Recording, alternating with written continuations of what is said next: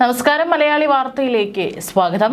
അമ്പരന്ന Israel യുദ്ധം അവസാനിപ്പിക്കാനും Hormuz കടലിടുക്ക് വീണ്ടും തുറക്കാനുമുള്ള പ്രാരംഭ കരാറിലെത്തി.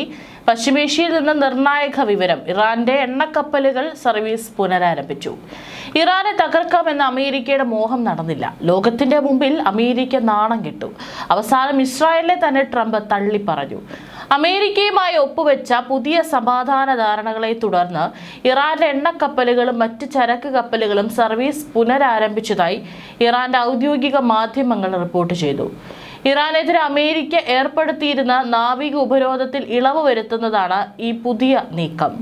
മാസങ്ങളായി നീണ്ടുനിന്ന യുദ്ധത്തിനും ഇതുമൂലമുണ്ടായ ആഗോള ഊർജ്ജ പ്രതിസന്ധികൾക്ക് വിരാമമിട്ടുകൊണ്ട് ഇരു രാജ്യങ്ങളും തമ്മിൽ യുദ്ധം അവസാനിപ്പിക്കാനും ഹോർമുസ് കടലിടുക്ക് വീണ്ടും തുറക്കാനുമുള്ള പ്രാരംഭ കരാറിലെത്തിയതിന് പിന്നാലെയാണിത്. അമേരിക്കൻ നാവികസേനയുടെ ഉപരോധം മറികടന്ന് ഇറാന്റെ 3 എണ്ണക്കപ്പലുകൾ നിലവിൽ വടക്കൻ ഇന്ത്യൻ മഹാസമുദ്രത്തിലൂടെ സഞ്ചരിക്കുന്നുണ്ടെന്നും ഇറാനിയൻ സ്റ്റേറ്റ് ടെലിവിഷൻ സ്ഥിരീകരിച്ചു.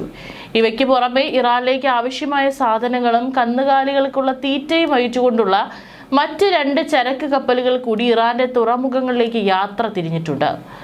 പാകിസ്ഥാന്റെ മധ്യസ്ഥതയിൽ രൂപീകരിച്ച താൽക്കാലിക സമാധാന കരാറിന്റെ ഔദ്യോഗിക ധാരണാപത്രം വരും ദിവസങ്ങളിൽ സ്വിറ്റ്സർലാൻഡിൽ വെച്ച് ഇരു രാജ്യങ്ങളും ഒപ്പുവെക്കുമെന്നാണ് റിപ്പോർട്ട്. ലോകത്തിലെ എണ്ണവാതക വിതരണത്തിന്റെ 1/5 കടന്നുപോകുന്ന തന്ത്രപ്രധാനമായ ഹോർമുസ് കടലിടുക്ക് വരും ദിവസങ്ങളിൽ പൂർണ്ണമായി തുറക്കുമെന്നും US പ്രസിഡന്റ് ഡൊണാൾഡ് ട്രംപും വ്യക്തമാക്കിയിട്ടുണ്ട്.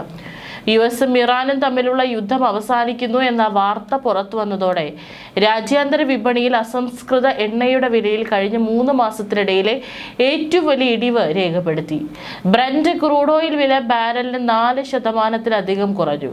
എന്നിരുന്നാലും മാസങ്ങളായി അടഞ്ഞുകിടക്കുന്ന കടൽപാതയിൽ മൈനുകളുടെ സാന്നിധ്യം ഉണ്ടാകാൻ സാധ്യതയുള്ളതിനാൽ കപ്പലുകളുടെ പൂർണ്ണമായ സുരക്ഷ ഉറപ്പാക്കിയതിനു ശേഷം മാത്രമേ സർവീസുകൾ സാധാരണ നിലയിലാകൂ എന്നും അന്താരാഷ്ട്ര ഷിപ്പിംഗ് കമ്പനികൾ വിലയിരുത്തുന്നു. ലെബനനിൽ ഇസ്രായേൽ ആക്രമണം തുടർന്നാൽ ധാരണയെ ബാധിക്കുമെന്നും ഇറാൻ വിദേശകാര്യമന്ത്രി മുന്നറിയിപ്പ് നൽകി. അമേരിക്ക നാവിക ഉപരോധം നീക്കി തുടങ്ങിയതോടെ ഇറാൻ തീരത്ത് വീണ്ടും കപ്പലുകൾ എടുത്തു.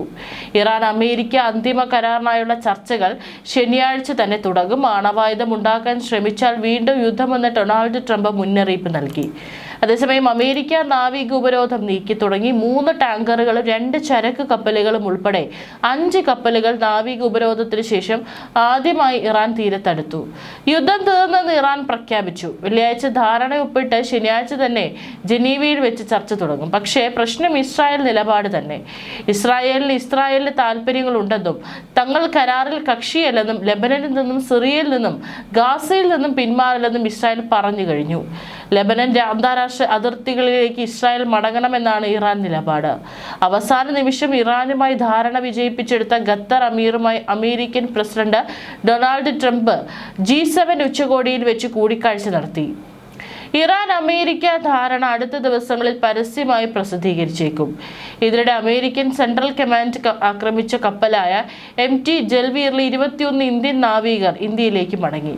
ഒമാനിലെ ഇന്ത്യൻ എംബസിയാണ് യാത്ര ഏകോപിപ്പിച്ചത്. 3 നാവികരെയാണ് ആക്രമണത്തിൽ കൊലപ്പെടുത്തിയത്. വിഷയത്തിൽ ജീവനക്കാരുടെ കൂട്ടായ്മയായ forward seamen's union of India ഐക്യരാഷ്ട്രസഭയ്ക്ക് പരാതി അയച്ചു.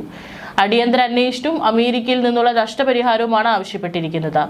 അതേസമയം ഗാസയിലേക്ക് അന്താരാഷ്ട്ര സഹായവുമായി ചെന്ന കപ്പലിലെ സന്നദ്ധ പ്രവർത്തകരെ ഇസ്രായേൽ സൈന്യം ക്രൂരമായി പീഡിപ്പിക്കുകയും ബലാത്സംഗം ചെയ്യുകയും ചെയ്തുവെന്ന പരാതിയിൽ അന്വേഷണം പ്രഖ്യാപിച്ച ഓസ്ട്രേലിയ. മെയ് മാസത്തിൽ ഗാസയിലേക്ക് പുറപ്പെട്ട ഗ്ലോബൽ സുമുദ് സഹായ കപ്പലിലുണ്ടായിരുന്ന ഓസ്ട്രേലിയൻ വനിതാ ആക്ടിവിസ്റ്റുകളുടെ പരാതിയിലാണ് പോലീസ് ഔദ്യോഗിക അന്വേഷണം ആരംഭിച്ചത്. കപ്പലിലുണ്ടായിരുന്ന 4 വനിതാ ആക്ടിവിസ്റ്റുകൾ തിങ്കളാഴ്ച വിദേശകാര്യമന്ത്രി പെന്നി വോങ്, മുതിർന്ന പോലീസ് ഉദ്യോഗസ്ഥർ എന്നിവരുമായി കൂടിക്കാഴ്ച നടത്തിയിരുന്നു. ഇതിന് പിന്നാലെയാണ് അന്വേഷണം പ്രഖ്യാപിച്ചത്. തങ്ങളെ ഇസ്രായേൽ സൈന്യം തട്ടിക്കൊണ്ടുപോവുകയും പീഡിപ്പിക്കുകയും ബലാത്സംഗം ചെയ്യുകയും ചെയ്തെന്ന പരാതികളിൽ സ്വതന്ത്രമായ അന്വേഷണം നടത്താമെന്ന് പോലീസ് ഉറപ്പ് നൽകിയതായി ആക്ടിവിസ്റ്റുകളിൽ ഒരാളായ ജൂലിയറ്റ് ലാമോണ്ട് മാധ്യമങ്ങളോട് പറഞ്ഞു. വിദേശകാര്യമന്ത്രി പെന്നി വോങ് തങ്ങളുടെ പരാതികൾ വിശ്വാസത്തിലെടുത്തതായും അവർ പറഞ്ഞു. ഇസ്രായേലിന് കനത്ത തിരിച്ചടി നൽകി 5 രാജ്യങ്ങളുടെ കൂട്ടായ്മ.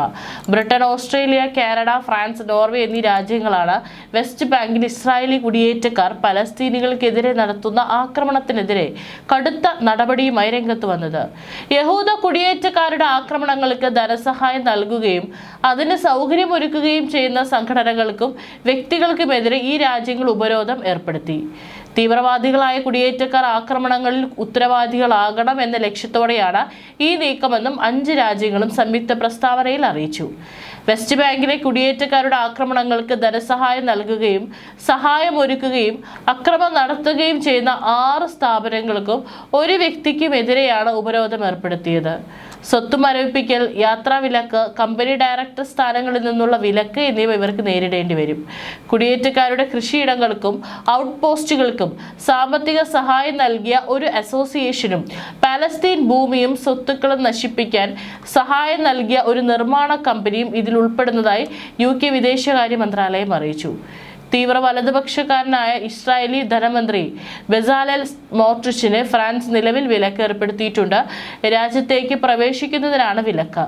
അന്താരാഷ്ട്ര നിയമപ്രകാരം നിയമവിരുദ്ധമായ വെസ്റ്റ് ബാങ്കിലെ ഇസ്രായേലി കുടിയേറ്റക്കാരുടെ അതിക്രമങ്ങളിൽ നേതൃപരമായ പങ്ക് വഹിക്കുന്നു എന്ന് ചൂണ്ടിക്കാട്ടിയാണ് ഈ നടപടി.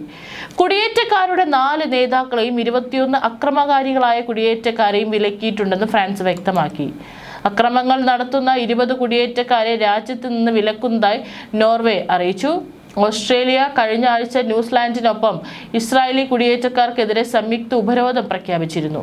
US ഇറാൻ കരാറിന്റെ ഭാഗമായി ഇറാനിലേക്ക് വിദേശ നിക്ഷേപം ആകർഷിക്കുന്നതിനായി $300 ബില്യൺ കൂറ്റൻ സ്വകാര്യ ഫണ്ട് സ്വരൂപിക്കുന്നുവെന്നും റോയിട്ടേഴ്സ് റിപ്പോർട്ട്. തുകയുടെ പകുതിയിലധികം ഇതിനകം വിവിധ ആഗോള കമ്പനികൾ വാഗ്ദാനം ചെയ്തു കഴിഞ്ഞതായും കരാറുമായി അടുത്ത വൃത്തങ്ങൾ റോയിട്ടേഴ്സിനോട് വെളിപ്പെടുത്തി. വരുന്ന വെള്ളിയാഴ്ച അമേരിക്കയും ഇറാനും കരാറിൽ ഒപ്പുവയ്ക്കാനിരിക്കെയാണ് വിവരങ്ങൾ പുറത്തു വന്നിരിക്കുന്നത്. അന്തിമ സമാധാന കരാറിലെത്താൻ ഇരു രാജ്യങ്ങൾക്കും സാമ്പത്തികമായ ഒരു പ്രോത്സാഹനം നൽകുക എന്നതാണ് ഫണ്ടിന്റെ ലക്ഷ്യം. യുദ്ധക്കെടുതികൾക്കുള്ള നഷ്ടപരിഹാരമോ പുനർനിർമ്മാണത്തിനുള്ള സർക്കാർ ഗ്രാന്റോ അല്ല പദ്ധതി, മറിച്ച് ഇത് പൂർണ്ണമായ ഒരു സ്വകാര്യ നിക്ഷേപ സംവിധാനമാണ്. US, ഗൾഫ് രാജ്യങ്ങൾ, ഏഷ്യ, തെക്കേ അമേരിക്ക, ആഫ്രിക്ക എന്നിവിടങ്ങളിലെ പ്രമുഖ കമ്പനികൾ പദ്ധതിയിൽ പങ്കാളികളാകും. ഊർജം, ലോജിസ്റ്റിക്സ്, നിർമ്മാണം, ഗതാഗതം എന്നീ മേഖലകളിലാണ് നിക്ഷേപം വരുന്നത്. യുദ്ധത്തിൽ തകർന്ന മൊബാറയ്ക്ക് സ്റ്റീൽ കോംപ്ലക്സ്, റിഫൈനറികൾ, വിമാനത്താവളങ്ങൾ, മറ്റ് അടിസ്ഥാന സൗകര്യങ്ങൾ എന്നിവയുടെ പുനരുദ്ധാരണത്തിനായി വായ്പകൾ ഉറപ്പാക്കിയും ക്രെഡിറ്റ് ലൈനുകൾ സ്ഥാപിച്ചും പ്രാദേശിക രാജ്യങ്ങളും ഇതിൽ പങ്കാളികളാകും. ദക്ഷിണ Korea, Japan, Singapore, Malaysia, US തുടങ്ങിയ രാജ്യങ്ങളിലെ കമ്പനികൾ ഇതിനകം നിക്ഷേപ വാഗ്ദാനം നൽകിയിട്ടുണ്ട്. പാകിസ്ഥാന്റെ മധ്യസ്ഥതയിലാണ് ഫണ്ടുമായി ബന്ധപ്പെട്ട ചർച്ചകൾ പുരോഗമിച്ചത്. വെള്ളിയാഴ്ച ഒപ്പുവയ്ക്കുന്ന ധാരണാപത്രം അടുത്ത 60 ദിവസത്തേക്കുള്ള പ്രവർത്തനങ്ങൾ ക്രമീകരിക്കുന്നതിനുള്ള ചട്ടക്കൂട് മാത്രമാണ്. അന്തിമ കരാർ ഒപ്പിട്ടതിന് ശേഷം മാത്രമേ ഫണ്ട് ഔദ്യോഗികമായി നിലവിൽ വരികയും പ്രവർത്തനക്ഷമമാവുകയും ചെയ്യൂ. ഈ 60 ദിവസത്തിനുള്ളിൽ ഫണ്ട് അഡ്മിനിസ്ട്രേറ്റർമാർ ഇറാനിയൻ അധികൃതരുമായി നിക്ഷേപകരുമായി ചേർന്ന് പദ്ധതികളുടെ രൂപരേഖ തയ്യാറാക്കും. സൈബീരിയയിലെ ഇർകുട്സ്ക് മേഖലയിൽ പരിശീലന പറക്കലിനിടെ റഷ്യയുടെ യുദ്ധവിമാനമായ Tu-22 M3 തകർന്നു വീണു. വിമാനം കുത്തനെ താഴേക്ക് പതിക്കുകയും വൻതോതിൽ പുക ഉയരുകയും ചെയ്തതായി പ്രതിരോധ മന്ത്രാലയം അറിയിച്ചു. വിമാനത്തിലുണ്ടായിരുന്ന 4 ജീവനക്കാരും പരിക്കേൽക്കാതെ രക്ഷപ്പെട്ടു. US ബോംബറായ B-52 തകർന്നു വീണ ദിവസം തന്നെയാണ് റഷ്യൻ വിമാനവും തകർന്നത്. ശീതയുദ്ധകാലത്താണ് ഇരു വിമാനങ്ങളും വികസിപ്പിച്ചത്. നാശനഷ്ടങ്ങളൊന്നുമില്ലെന്നും Tu-22 M3 വിമാനം യുദ്ധസാമഗ്രികളില്ലാതെയാണ് പറന്നിരുന്നതെന്നും റോയിട്ടേഴ്സ് വാർത്താ ഏജൻസി റിപ്പോർട്ട് ചെയ്തു. കമൻക ഗ്രാമത്തിന് സമീപമാണ് വിമാനം തകർന്നു വീണതെന്നും ഇർകുട്സ്ക് ഗവർണർ ഇഗോർ കോബ്സോവ് പറഞ്ഞു. എഞ്ചിൻ തകരാറാണ് അപകടത്തിന് കാരണമെന്നാണ് പ്രാഥമിക വിവരങ്ങൾ സൂചിപ്പിക്കുന്നത്. നാറ്റോ ബാക്ക്ഫയർ എന്ന കോഡ് നാമം നൽകിയിട്ടുള്ള Tu-22 സോവിയറ്റ് കാലഘട്ടത്തിലെ സൂപ്പർ സോണിക് ബോംബർ വിമാനമാണ്. സിറിയയിലും യുക്രൈനിലും റഷ്യ ഇത് യുദ്ധത്തിനായി ഉപയോഗിച്ചിട്ടുണ്ട്. ഇതിന്റെ പുതിയ പതിപ്പായ Tu-22 M3K KH-22 ക്രൂസ് മിസൈലുകളും വിമാനത്തിൽ നിന്ന് തൊടുക്കാവുന്ന ഹൈപ്പർസോണിക് മിസൈലുകളും വഹിക്കാൻ ശേഷിയുണ്ട്. US സൈന്യത്തിന്റെ B-52 ബോംബർ വിമാനം തകർന്ന വിമാനത്തിലുണ്ടായിരുന്ന 8 പേര് മരിച്ചതിന് പിന്നാലെയാണ് റഷ്യൻ വിമാനവും അപകടത്തിൽപ്പെട്ടത്. ലോസ് ആഞ്ചൽസിന് ഏകദേശം 95 കിലോമീറ്റർ വടക്കുള്ള എഡ്വേർഡ്സ് വ്യോമസേന താവളത്തിലാണ് B-52 തകർന്നത്. പരീക്ഷണ പറക്കലിന്റെ ഭാഗമായി സഞ്ചരിച്ച വിമാനമാണ് തകർന്നതെന്നും ആരും രക്ഷപ്പെട്ടിട്ടില്ലെന്നും എഡ്വേർഡ്സ് എയർഫോഴ്സ് ബേസ് പ്രസ്താവനയിൽ പറഞ്ഞു. അപകടത്തെക്കുറിച്ച് അന്വേഷണം ആരംഭിച്ചു.